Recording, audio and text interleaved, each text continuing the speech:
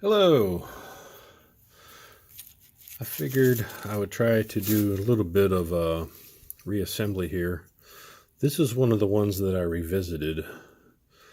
My Diora was originally, if you can see underneath, I painted it purple originally, and I got it a little bit too dark. And it always kind of bothered me because even under the light, you really couldn't see the purple in it. I guess I laid too much of a coat on. So I took it back apart and I stripped it. And since I haven't done any in aqua here, I did a Spectre Flame in aqua here. And I just changed the color. I actually did throw this in the zinc plating system just to clean it up a little bit. And I'm kind of addicted to doing that because it makes them just look so neat. So we're going to just throw this one back together and see how it looks back. And I did a little bit extra stuff on it this time. I painted some of these came with a painted tail panel, as you can see here. So I painted the tail panel on this one just to be a little bit different. And as you noticed, the Diora usually has these little itty bitty tires on the front and on the back. As you can see here, you can put the medium sized ones up underneath and it changes the whole look of it. I think it looks a hell of a lot cooler that way. So I haven't seen anybody else do that, so maybe I'm the first, I don't know.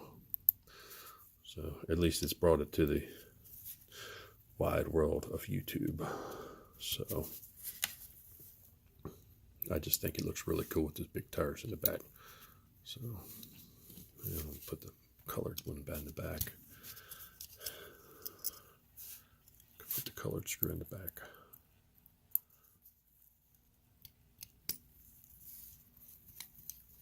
All right.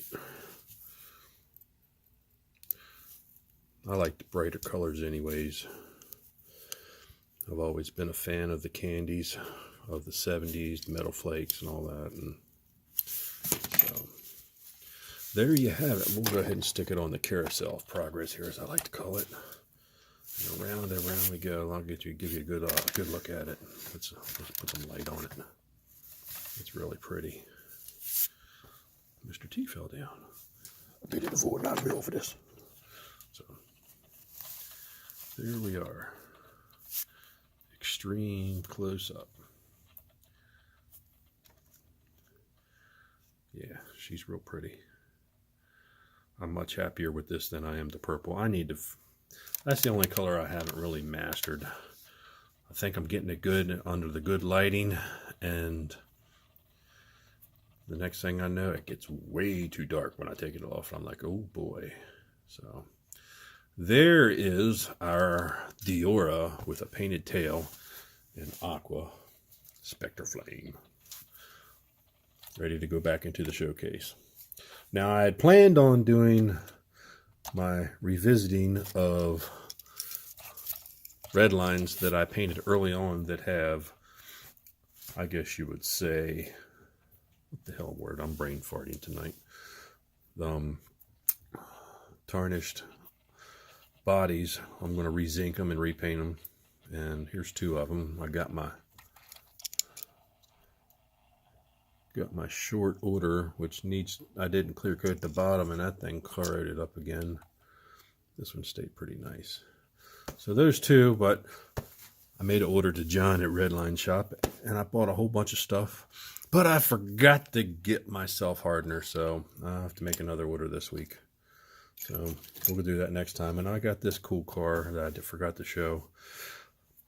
It's a shame. It's got a bent A-pillar, a cracked window. I guess the kids back in the day, because the kids that had these cars are a little bit older than me, because I grew up in the late I was playing with Hot Wheels in the late 70s and early 80s. So these were all kind of gone by the time where I didn't get a hold of any of these. the red lines were going and the black walls were in. So, but this thing here, evidently everybody must have wanted to bust the damn hoods off of them. This car is pretty perfect. Other than that, I mean, it's got some toning. That's the word we're looking for. Toning. The whole roof is toned up, so we'll zinc this one, and looks like that's got a painted nose. So we'll repaint that. I might just do this one blue again because it looks really good that way. And I bought a hood from the Redline shop to do that. But right now, it's Lamborghini time. Let's crack this thing open and see what we got.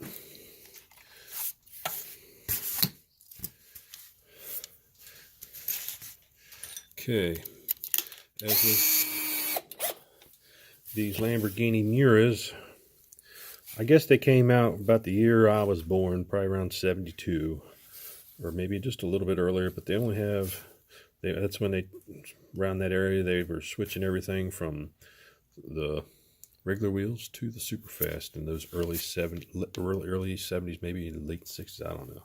But we're going to take these two back rivets out.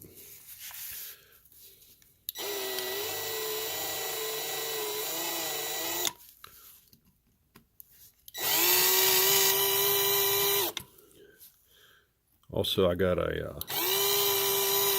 one of those cool watch vices that Wheels and Things used, and he lists all his parts or all his tools that he uses on his website. And I ordered one of those, and I ordered some of those wet sanding pads that are foam pads that a couple guys use on here. So they should be in this week.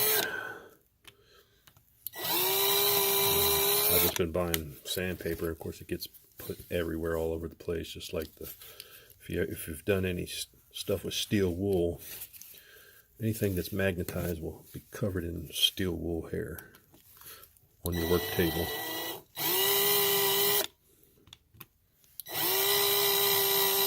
Okay, we should be getting close here.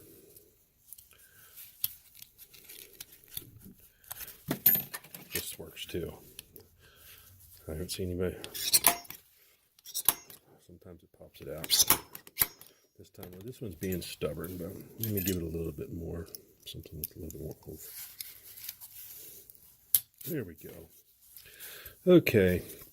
The wheels don't look that bad. They actually look pretty decent. I can straighten this axle. They just pop out. There we go. And the interior looks really nice. Nice and clean. Probably don't even need to wash it. Okay, the dreaded windshield rivet. Let's go ahead and grab this here, change the chuck.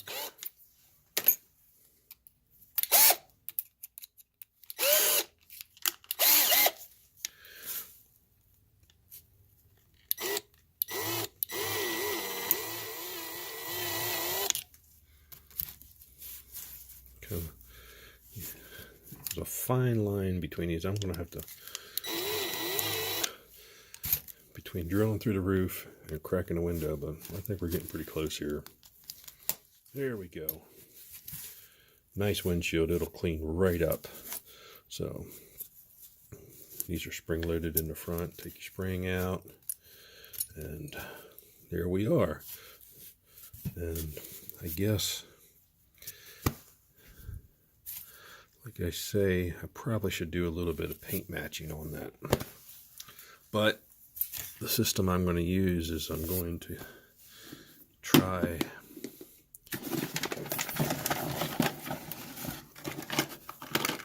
to use the X12 with the X24. I think that will give me the look that I'm looking for. So we shall see. What I like to do is grind that rivet out of the roof. Windows stay in there without it.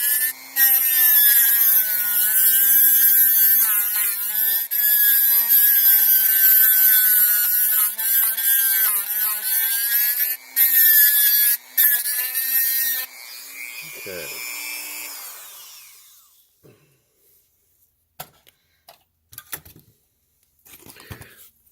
see how that works. Oh, hell yes. Perfect. Perfect. Okay. Well, we might as well go ahead and clean these up just a touch more. And I'm going to use what Time Rider does. I'm going to clean around these two back rivets around the edges so I don't have any issues when I reassemble.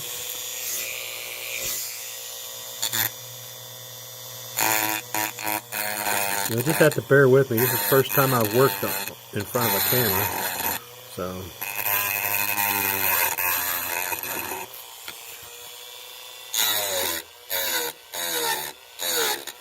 I feel like a dentist.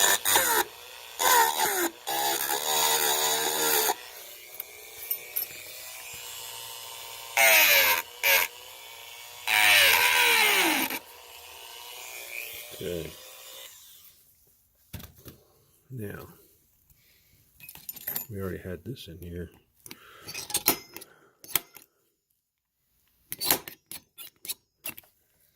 Okay. Now for the fun one. Where is my drill bit? There it is.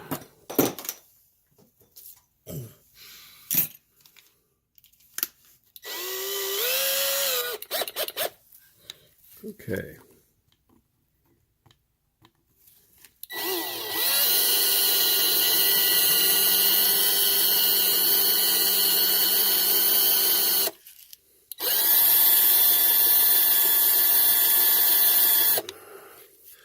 We're going to change this. It's having junk.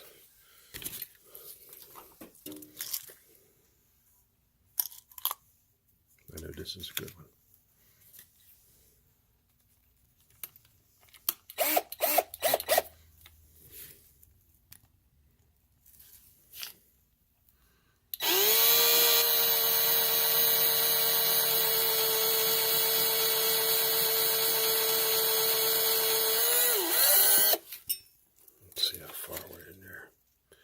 I usually just, I know a lot of them have been checking.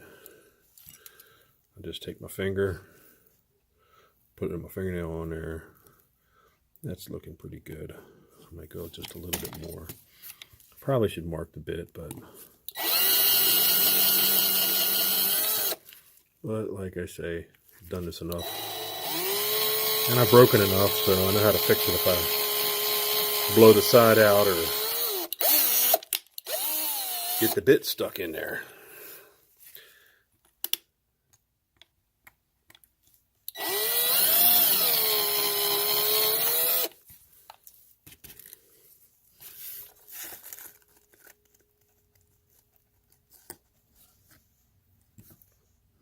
Just a little bit more on that one.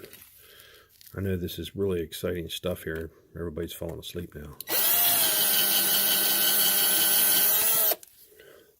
I do the same things that every other guy on these channels do. Honed my skills, learning from bare metal and wheels and things. So that's who gave me my start. Whoa, look out. There you go. I kicked the camera. So, all right, now, use my 256 tap. Probably ought to cut the end off of this like a lot of them are doing. This thing's like a piece of glass. You got to treat it like one because it's so fragile.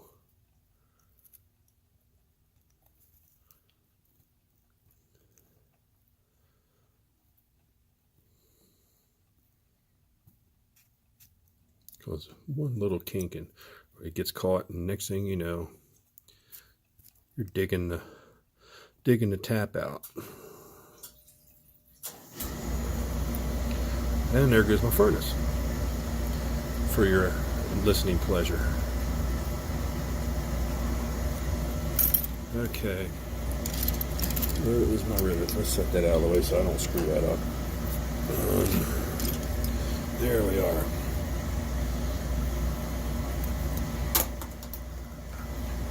We're dropping stuff.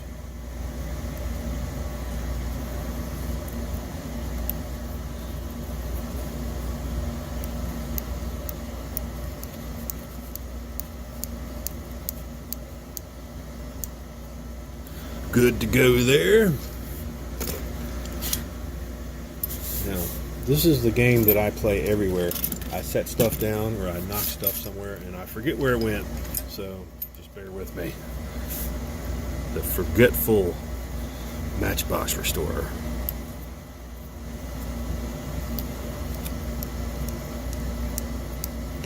Now I tap and use these little bit larger screws on the Matchboxes. Now on the Hot Wheels, I go with the smaller self-tapping ones that John sells. So there you go. She's all ready to go to the paint stripper. Stand by for that, and I'll try to film that